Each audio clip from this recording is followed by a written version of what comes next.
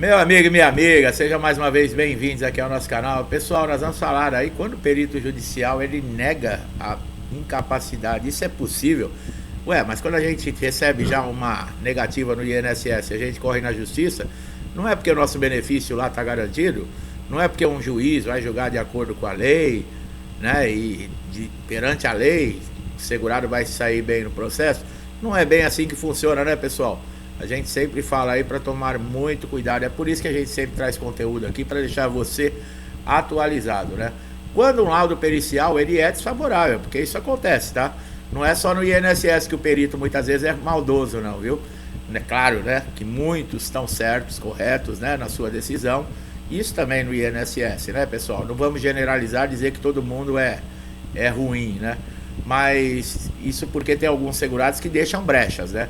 Inclusive nós sempre falamos em vídeo aqui para tomar cuidado com certos comportamentos, tomar cuidado com certas ações que devem ser tomadas, e muitos segurados deixam de tomar essas ações. E o que acontece? A hora que sofrem aí uma perda, por exemplo, né, de um pagamento, que chega no banco, o dinheiro não está lá, e poxa vida, e agora? Agora é tarde, né? Agora não adianta chorar, por isso que é bom sempre estar de olho.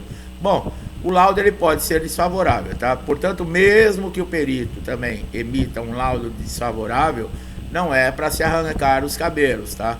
Existe aí fases dentro de um processo judicial e essa decisão do perito ela pode ser mudada, tá? No artigo 479 do Código de Processo Civil diz que o juiz não está adstrito, quer dizer, o juiz não está obrigado, né, a aceitar o laudo pericial, né? Mas somente é possível a desconsideração deste laudo diante de demais elementos nos autos que comprovem de forma robusta, sem dúvidas, né, para o juiz, que o segurado sim, ele tem a incapacidade, porque o perito negou a incapacidade do segurado. Agora, o que é esses elementos robustos? Documentação, pessoal. Né? Aquela documentaçãozinha que a gente vive falando nos vídeos. Tem muita gente que fala, poxa, mas o cara fala a mesma coisa. Pois é para gravar aí na sua cabeça, né?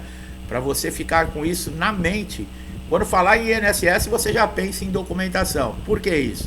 Para que você não sofra uma surpresa, para que você não tenha um problema, né, de uma suspensão ou cancelamento de um benefício, ou perder, por exemplo, um processo na justiça. Olha aí, ó, como é importante a documentação. Documentação, o principal é o laudo. O laudo tem que ter o seu nome completo, o nome do médico, carimbo, CRM, data do laudo, tá? Mais atualizada o possível, CID da doença, tá? Uma descrição, se a lesão ela é temporária, se ela é permanente, qual é a incapacidade principal que está causando essa lesão ou essa doença que lhe impede de você continuar exercendo as suas funções. Isso vocês têm que ter gravado na mente de vocês, tá? Não é assim, deixa pra lá, depois eu vejo. Não pode acontecer isso, pessoal. Depende muito. Já pensou? Você fica 2 anos aguardando um processo na justiça e quando sai, né? Você todo na expectativa que a justiça vai garantir o seu direito e quando sai o resultado é favorável ao INSS. Você já pensou isso, né? E você ficou aí às vezes 2 anos sem poder trabalhar, dependendo de amigo, de família, e ainda perde o processo, né? O juiz, olha, ele tem liberdade para considerar outros fatores que podem influenciar na concessão do benefício. Por isso que nós falamos que um laudo desfavorável não quer dizer que tudo está perdido, tá? Em caso de requerimento, por exemplo, de auxílio doença e aposentadoria por invalidez, a justiça ela pode analisar outros fatores além da doença. Existe aí toda uma avaliação, por exemplo, do grau de escolaridade, a idade, a estigma social da doença, né? Como essa pessoa está, né, na sua vida social. Isso contrasta com a prática comum, tá? Que muitas vezes não se baseia somente nos requisitos aí da lei, né? Por exemplo, uma pessoa de baixa escolaridade que só tenha, por exemplo, o rendimento vindo do INSS, a justiça leva em consideração. Uma pessoa com uma idade avançada, se ela perder, por exemplo, o benefício do INSS, o que vai acontecer com essa pessoa? Ela mora de aluguel, ela vai o quê? Ela vai para a rua? Ela não tem família? Ela não tem parentes? E aí? Isso tudo é levado em consideração, tá? A análise judicial, ela pode ser particularmente vantajosa, não quer dizer que vai ser sempre, né? Em situações como a conversão também, por exemplo, de benefício de auxílio-doença para aposentadoria por invalidez, né? Desde que se comprove através aí de documentação e de uma perícia que aquela lesão, aquela doença que era uma causa temporária, né, um afastamento temporário, ela teve um agravamento e não tem mais condições desse segurado exercer a sua função, qualquer outro tipo de função, e muito menos ser reabilitado, tá? Isso pode acontecer. É importante destacar que as vantagens, né, da via judicial, um juiz, né, imparcial vai julgar, né, toda a sua causa, né? Quer dizer, já começa por aí também, né?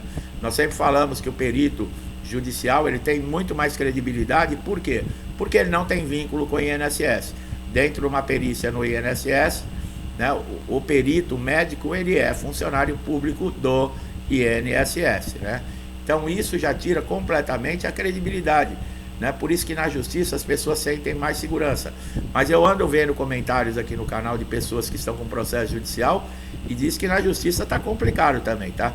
A incapacidade laboral é comprovada por meio de exame médico pericial e o julgador que vai firmar a convicção em regra, né, com base nesse laudo técnico. Embora ele não seja, né, como nós falamos, obrigado, é inquestionável na controvérsia, né, que o juiz, ele tem que dar importância devida para o laudo. Se ele, por exemplo, foi dispensar, né, a avaliação desse perito judicial, ele vai ter que justificar, tá, pessoal? Não é simplesmente, eu não quero, perito errou, e aí larga o laudo de lado e toma atitude. Não, ele tem que justificar o porquê que ele não está levando em consideração o laudo, tá? Bom, o perito, depois que ele entrega o laudo, é 15 dias depois da perícia, né? E se você tem um advogado cuidando do processo, esse advogado e as partes vão ser comunicadas, né? Que já foi entregue o laudo, já está aí para a ciência do juiz, tá? O artigo 226, né, do Código de Processo Civil estabelece, né, que o juiz deve proferir uma sentença em 30 dias, depois que ele já tiver convicto, né, com todas as provas, mas ele poderá prorrogar esse prazo por igual período. De verdade, o juiz, ele não tem nenhum tempo, né, estipulado para ele dar uma sentença. Nenhum juiz, ele vai ser louco, né, de passar por cima da lei e dar uma sentença. Quer dizer, não sei hoje como é que está, né, mas o certo seria esse. O juiz chegar para dar uma sentença, ele tem que estar convicto do que diz a lei e a situação real que consta nos processos, nos autos, para ele chegar a uma conclusão, né?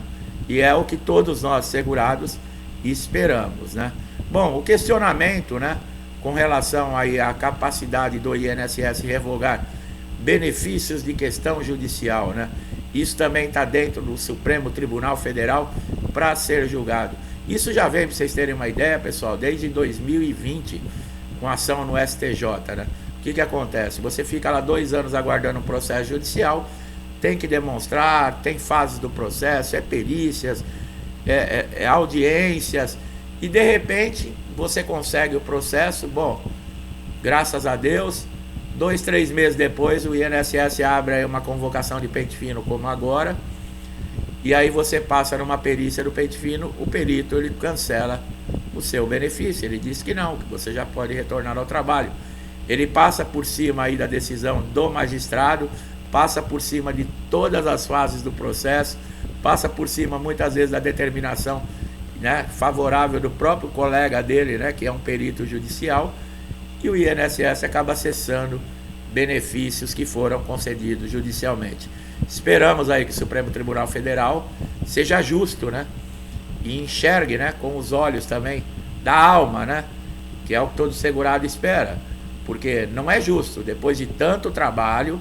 E outra, na nossa maneira de ver, o juiz, ele tem menos poder do que o perito do INSS, que é um médico concursado, funcionário de um órgão, né? É uma coisa meio estranha. Esperamos que isso não aconteça. É claro, né, pessoal, que quando há fraude, quando há, por exemplo, uma documentação fraudada, o benefício foi concedido de uma maneira irregular, né? Isso tudo justifica que realmente o benefício tem que ser cessado, né? Que Inclusive os fraudadores devem ser processados, nós somos favoráveis a isso. Por quê? Por causa de uma laranja podre, você vai julgar a caixa inteira. Tá errado isso, né? É uma laranja podre, o resto das laranjas não são podres. Então, quem for pego fraudando, eu sou completamente a favor de que sofra as penas da lei, com certeza, né? Mas não é assim que funciona também a coisa, né? O segurado, quando ele inicia um processo na justiça, né? Ele está esperando o quê? A forma mais justa, né? E a consideração com os seus direitos. Por isso que o juiz deve ser uma pessoa completamente imparcial no julgamento do processo. Outra coisa que deixa muitos segurados apreensivos é com relação aí a atrasados, né? Você sabe que quando você ganha uma causa judicial, você não tem somente aquele período, né, que você entrou na justiça para receber de atrasados, né?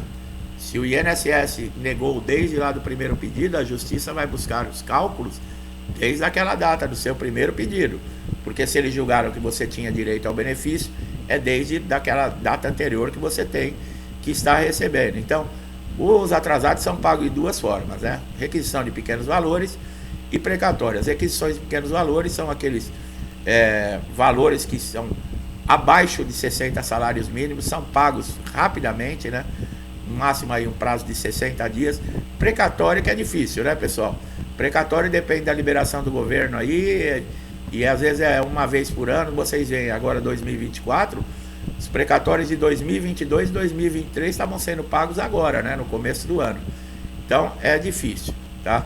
Vocês querem saber mais sobre processo judicial, sobre atrasados, sobre perícia judicial, perícias no INSS, todo esse desdobramento, é só fazer uma pesquisa aqui no canal. Nós temos conteúdos específicos com todos esses assuntos que podem te ajudar, clarear, te dar conhecimento, tirar suas dúvidas, e você, é claro, estar preparado para qualquer absurdo, qualquer coisa que acontecer, você saber qual o caminho você deve tomar, tá bom? Meu amigo e minha amiga que estão chegando aqui pela primeira vez, eu espero que vocês tenham gostado do conteúdo, que tenha tirado dúvidas, que tenha sido claro, tá?